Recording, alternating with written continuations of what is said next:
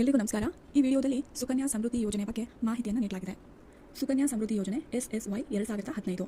ಸರಳವಾಗಿ ಸುಕನ್ಯಾ ಸಮೃದ್ಧಿ ಯೋಜನೆ ಅಂದರೆ ನಿಮ್ಮ ಹೆಣ್ಣು ಮಗುವಿನ ಶಿಕ್ಷಣ ಹಾಗೂ ವಿವಾಹಕ್ಕಾಗಿ ಹೂಡಿಕೆಯನ್ನು ಮಾಡೋದು, ಹೆಚ್ಚು ಬಡ್ಡಿಯನ್ನು ಪಡೆಯೋದು ಮತ್ತು ತೆರಿಗೆಯನ್ನು ಉಳಿಸೋದು.